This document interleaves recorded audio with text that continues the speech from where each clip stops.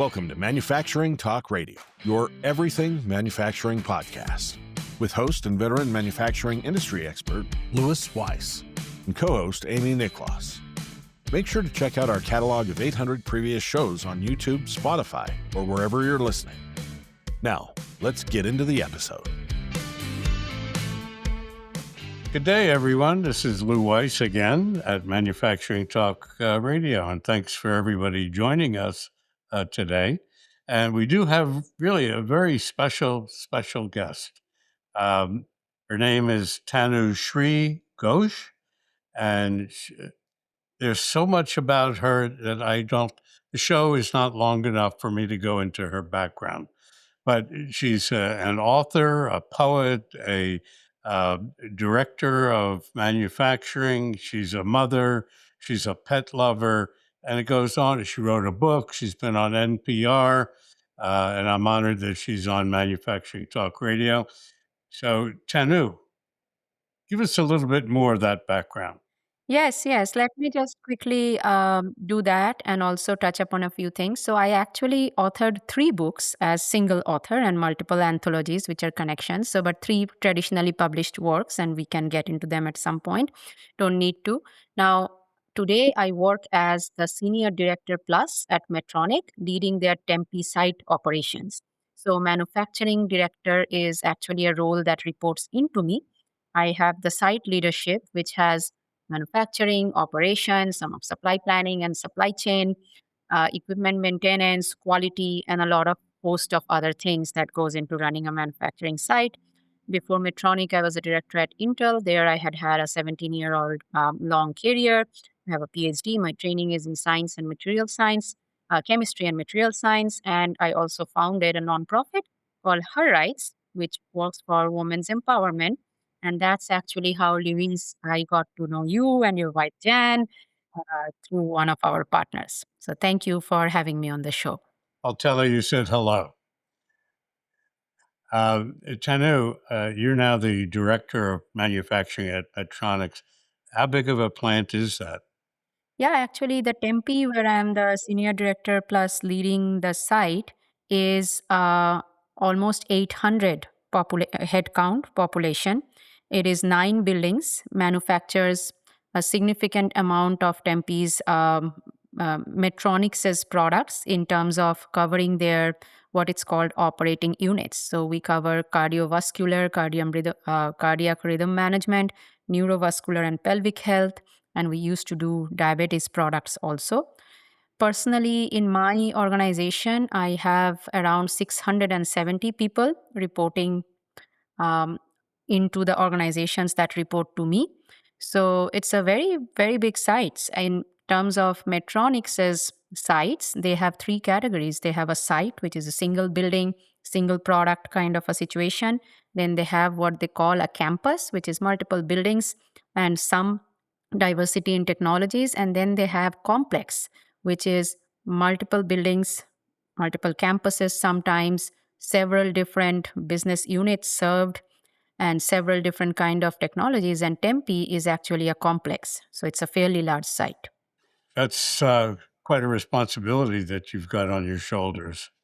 So I'm making an assumption, and correct me if I'm wrong, that Medtronic, of having 600 plus people working for you, you have the same trials and tribulations that most and many manufacturers in this country have.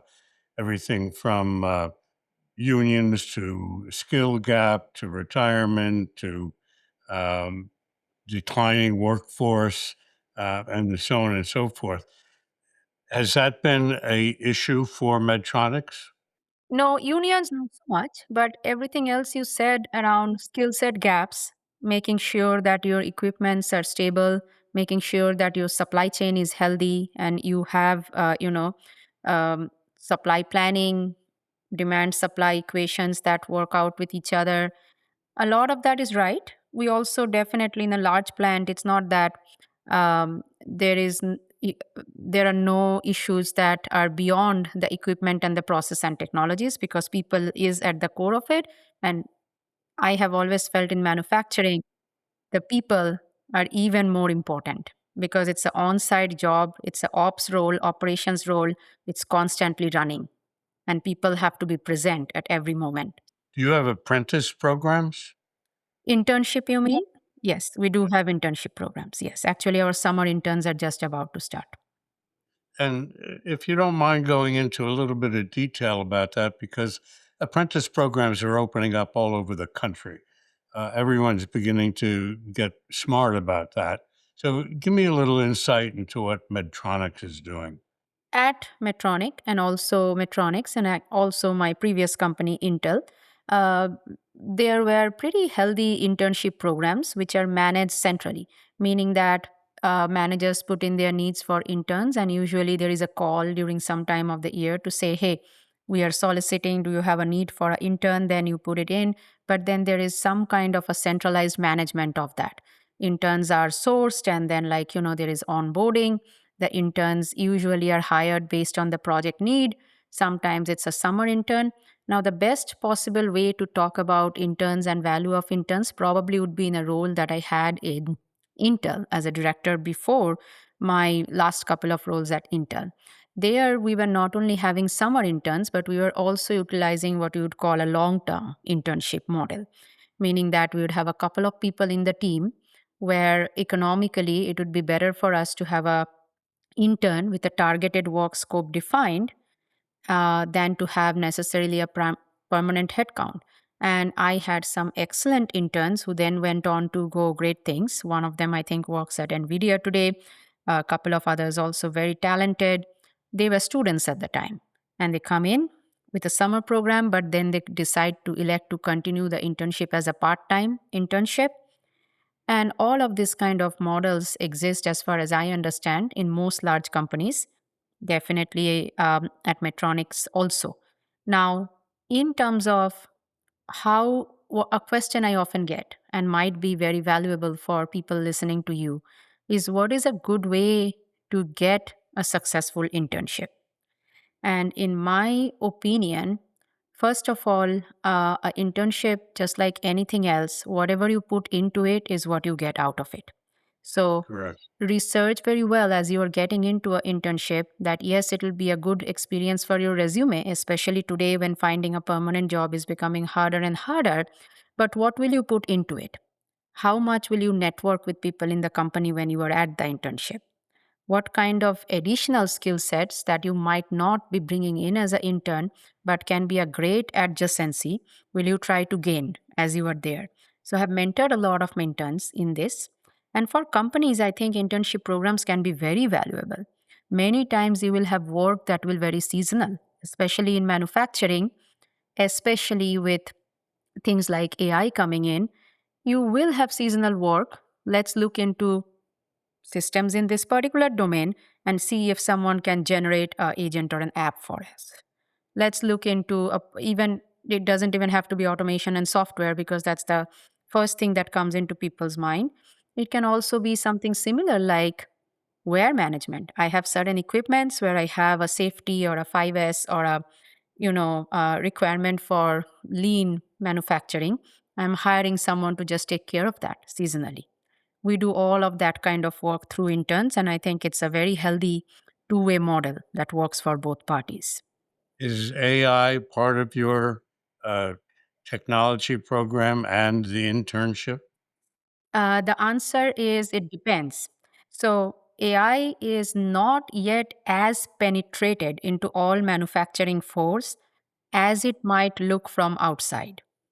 However, where it's still coming in is using AI tools for work efficiency and specific use cases of using AI agents. Beyond that, it hasn't really yet proliferated down into the manufacturing floor. In fact, I got a question in one of my all hands, I believe, all employee meetings 2 months back that, hey, are we going to lose our jobs because of AI? I don't see that happening in the next 2 years in the manufacturing floors that I run. What can happen eventually is definitely a lot of things getting automated, but most manufacturing floors today are a little bit further away from that. One of the things that I became aware of recently in a report that I just got a hold of. There's a lot of AI hype. There's a lot of new technology, and they're pouring a lot of money into developing more and more and deeper technology in the AI concept. However, as of right now, here's 2026, I was going to say 1926, 2026 is that 75% of manufacturing is not yet involved in AI. They're taking sort of a let's wait and see. Let's wait and see. Let's also bring it in where it's really needed and will actually be an improvement. But we have to remember, bringing it in is not as simple in manufacturing as it might be in some other cases. Right. We have huge technical depths in most manufacturing places I have managed. Equipment fleets will have obsolete softwares, obsolete, things that are just being maintained. It's not like companies are going to recapitalize and change their entire plan and get this new enterprise applications on brand new computers which are running very fast with AI. That kind of overhaul takes time. In my previous company, it would be a question of stitching between all the systems that are existing already, to really harvest data that can be built into large language models that are clean. In my new company, it would be really looking at the entire fleet and seeing how can you even get this up to, and is that cost something you need to pay now to get the efficiency benefit. So there is always this conception that I constantly hear of, like, okay, AI is coming and all jobs are gone. I personally do not think that's a right approach. I do think that everyone needs to upskill to understand AI and get some AI skills. As AI evolves, I think we need to keep an eye on it and evolve with it. One of the things that I became aware of is that many of the companies who are involved in AI have not gone full bore and having their whole manufacturing entity involved in AI. And what they've done is taken certain manufacturing units and employed that into their system and see how it operates in unit one as opposed to unit two, three, five, and 10. So that's, I think, a smart approach. However, in the United States, 90+% of manufacturing is done by small to medium sized companies. They are even less involved in AI. But again, the hype makes it sound like everybody's in, everybody's, joined the team and employing AI. And it's really not the case. I think it will ultimately be the case.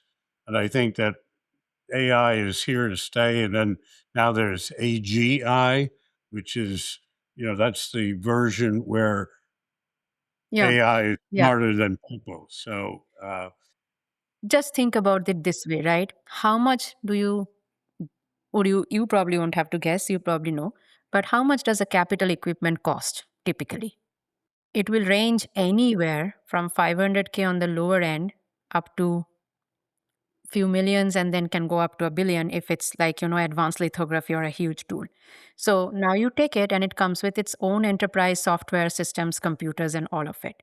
Will you really recapitalize that until you are absolutely sure that you have fully depreciated what you have a way to get rid of that, get entire new fleet which is really talking to this artificial intelligence and giving you something in return to recoup that cost?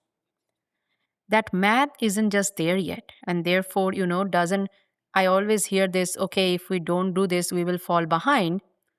There was this very interesting discussion I was having with my manager a few weeks back. He's the VP of the West in Medtronic.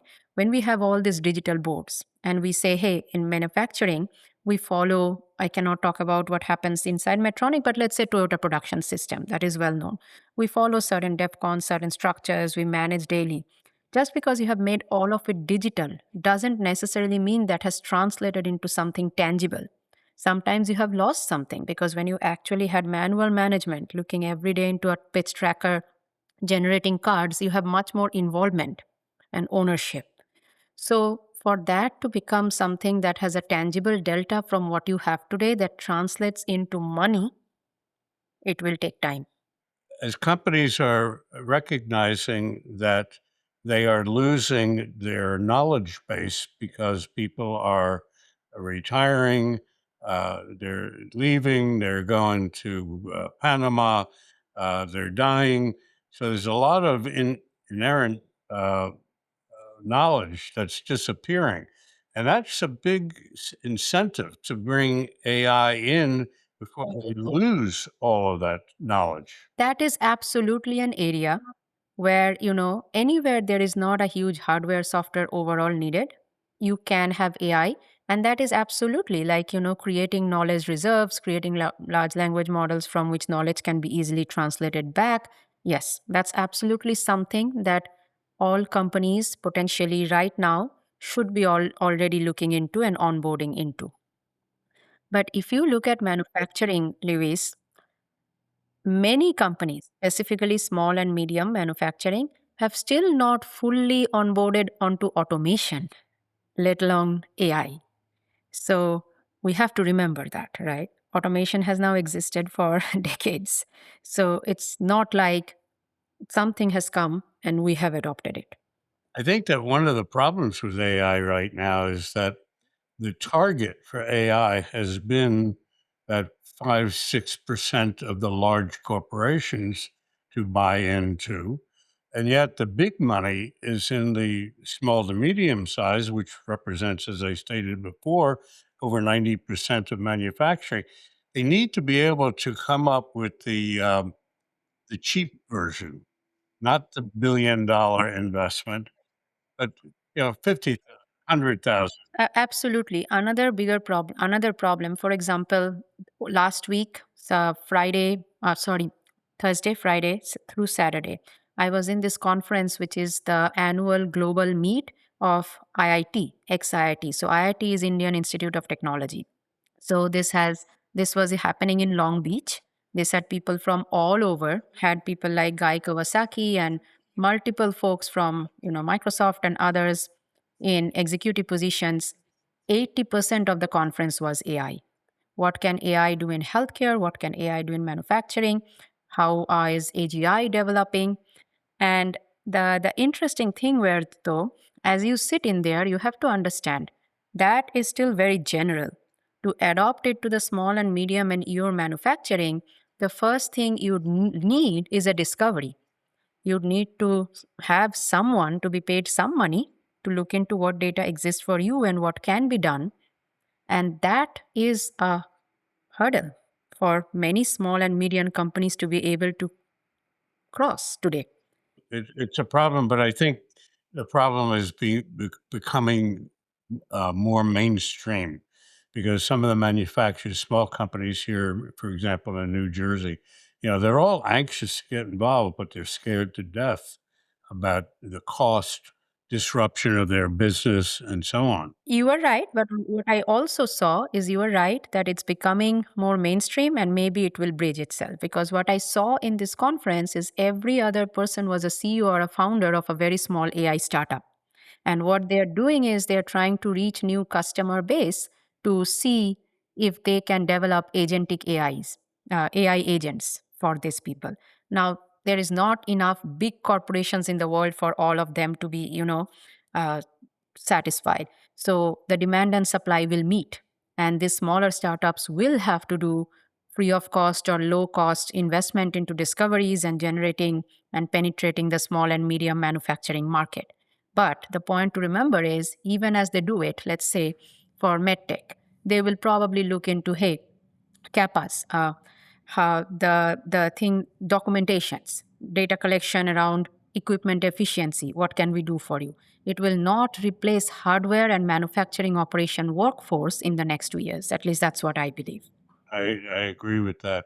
And also, some of the issues in small to medium sized companies really involve not the hardcore manufacturing aspect of their business, as you just pointed out, but for example, customer relationship management, Yep. CRM, Yeah. accounting, um, those areas where a small, medium-sized manufacturer can see an immediate or a more immediate cost savings and efficiencies without spending $1 billion. Yep, absolutely. Absolutely. So, can you, aside from you being who you are and being involved at such a high corporate level, let's talk a little bit about your activism, uh, gender equality, and some of your side projects, which takes up page 2 of your bio. So I have, from as long as I can remember, quite passionate about social activism. And my principle around that was really simple. It was very hard for me to understand why human beings will not be equal or will not have equal rights. And, it doesn't matter if you're talking man or woman, or you are talking gender spectrum, you're talking caste, race, religion, or something like that. I always found myself to be bothered by the fact that one human might be having less opportunities or allowed to be lesser, or forced to be lesser just because of who the person is. So early on, I volunteered when I was doing my PhD in Cornell. I volunteered for an organization called Asha for Education, which helps disadvantaged children in India. Then I moved on to more broader activism through Association for India's Development, and still at this point, I was quite looking into broader social justice. But in 2016, I really wanted to found something. Personally, being affected by some gender violence that happened in India, which was unimaginable. It's a pretty known case in 2012.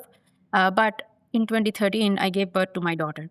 And this incident happened just as I was pregnant with her. And I started being very mentally affected on what am I trying to do to prevent the deeper root causes that cause this kind of gross violence against women. So I founded Her Rights Incorporated. I have been writing from the same time. I wrote an article on the Huffington Post, which actually went viral, got picked up by Yahoo News, also kind of catapulted my writing career. So my first book was From Another Land, published by Redomania Publishing. This was, interestingly, first time when now we are under Trump administration. This was released in his first term. This talks about just stories. These are connected short stories. I try not to ever make a judgment on what is right or wrong because I feel I don't know. But I do try to tell stories as I see them. So I write fiction, nonfiction, op ed, poems. This was the first book. The second one was actually Beyond hashtag Me Too. This was by Sage Publication, and this was then republished. This was available in Burns and Nobles until not too long ago, and all of these are on Amazon. Beyond hashtag Me Too is for Her Rights. I did a lot of research looking into the different movements, feminism, the backlash, and what really can solve some of the issues we see, and why gender parity is very important, not just for social metrics, but also economic metrics. This is a nonfiction. And then my last one is Queer Chronicles. These are again short stories. This was keeping in mind what this book was released just before the strong backlash against DEI. But what I was trying to observe there were human behaviors on both sides of the spectrum, as a lot of change is coming in terms of gender and sexuality and how we accept divergence in it. And again, no right or wrong, I tried to portray through short stories what I observed. Now, all of this actually draws in a lot from my corporate life because I always observe people a lot, no matter what role I am. But honestly, since then, I have also written in several magazines, op-ed columns and stuff. This year, I have been taking a little bit of backseat from writing, but Her Rights is doing very well. We have multiple collaborations supporting women's education. We run a program in Arizona for seventh grade girls in disadvantaged schools, teaching them leadership mindset. This is in a nutshell all the things that are around me. But I truly believe in doing well by doing good. One of my bosses told me this long time back, and I don't do this for any selfless reasons. I actually just find me being able to cope better with my own troubles and personal things when I invest myself into solving other problems or talking about other problems. So that might be a very selfish reason on why I'm doing this, but that's the entire picture. Tanu, like I said, we only have a 30-minute show, and it's your bio takes 40 minutes to read and digest. But there's one aspect of it that I'd like to bring up, and that's the work-life balance. How do you do that? How do you write 3 books, numerous articles, managing Medtronic, being a director at Intel? Um, I have been asked about this, and I gave tired, I'm tired even hearing it, but go ahead. I hear this often, and I gave a small TEDx style talk at a Women at Intel conference, I think in 2017 on the same. One of the things is, Lewis, you always have to like phase your life, I feel, with the waves and tides and waves that come. For example, when workload is high, I take a seat back from writing. I don't try to do all of them all at once. I follow the opportunities as they emerge. Writing the books, for example, when my daughter was younger, I had to take her to gymnastics, dance, ballet, lot of stuff. So as she's dancing, I will sit and write on my computer. And then the other benefit of becoming a mother is I used to watch a lot of TV and mostly crime shows. So when I have a young child, I couldn't watch them anymore. So a lot of time freed up. I would work on my computer instead, you know, when that kind of, she's playing by herself. And then so it's just time management across things that come. The other thing is, I feel the first step is to define success in your own terms. I see so many people who say, I can never write a book, I will have no time to finish it. And I think I said it somewhere, just because you can't finish a book doesn't mean you shouldn't write a sentence. You should just start doing things that you like, and then you can see where they take you. For example, if I got attached to, okay, I have written 3 books, how much PR do I have around that? How many copies have they sold? I think I will demotivate myself from writing any book ever again. But I look at it like, okay, I get to do the things that I enjoy, helps me with my mental health. I have never checked, how many copies any of my books sold. And one of my publishers actually got very mad at me, saying that you have to be more vested into these things. Same thing about her rights. When I founded it, if I put a goal on myself that, okay, I will solve the gender right problem or raise this much money in this many years, I feel like I would have demotivated myself. I basically said, even if I'm running this organization alone, I will just do 1% every month whenever I find some time. So that's the second thing. And then the third thing is, this is where AI comes in. Has made my life so much easier. Nowadays, if I have to write anything from my performance evaluation, which I did yesterday, to something about books, I just put points in there. Then I say, hey, ChatGPT, convert this into a performance evaluation, pointing out into these high impact points, bulletize it, and give me back. Now, of course, AI didn't exist many years back, but one of the key things of efficiency is Googling, researching, finding out what tools can help you. So before AI, my life was completely efficientized by OneNote. I would just have multiple tabs of the multiple things I do, and I would port them, copy paste them into there. When I had a smartphone, I would sit somewhere and I have nothing to do. I'm stuck in something and meditate for some time, and I will just use my phone to take notes, email it to myself. Maybe I will write a poem. These tricks don't have to be the same for everyone. What is very important for everyone is, when you are doing these things, are you doing this because you are chasing a goal and someone has told you you have to prove yourself to someone? Or you'd still do it if no one reads the book? I think your next book should be entitled Making Empowerment Easy. Lewis, Because this might not be a bad idea. Whenever, I have making bandwidth it, again. because you made it sound easy and sounded like there's not a lot of downtime. No, you know what? I actually want to caution, even though I will completely take that title, but I will caution about one thing. We are all, I feel, Stanford ducks. We look flat on the water, but everyone is paddling crazily underneath.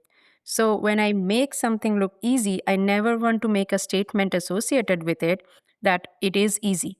For me, no, it's a struggle. And it's very important to talk about all the different struggles you go through in this, because otherwise, what happens is you demotivate a lot of people from achieving their best by giving them the message that you can never do this because you have struggles. And this happened to me. I was in a book launch in Delhi, and a mother came and told me, a single mother who has actually raised a child in a very difficult ecosystem, I also want to write a book, but you know what, I struggle so much with my mental health, I could never do it.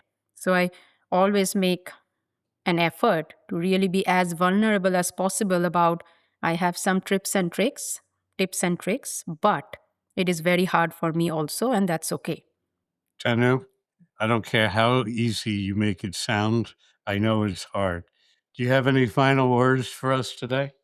Well, definitely, first of all, thank you for doing this. I really enjoyed this conversation.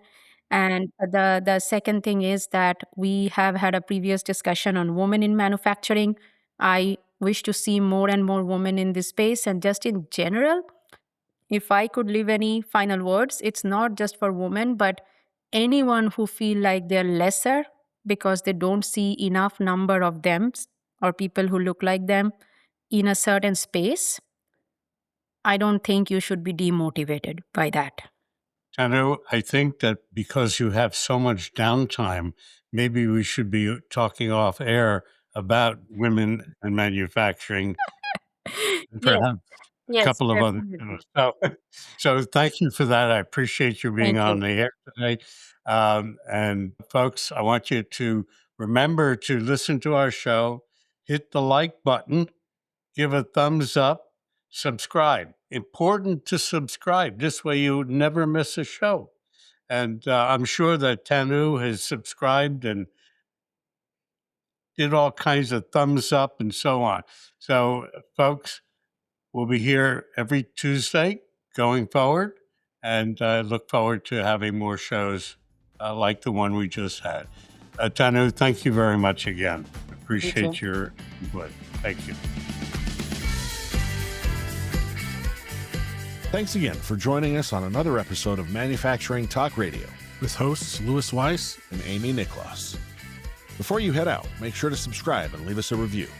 For more information about the show and the manufacturing industry, head over to mfgtalkradio.com. That's mfgtalkradio.com.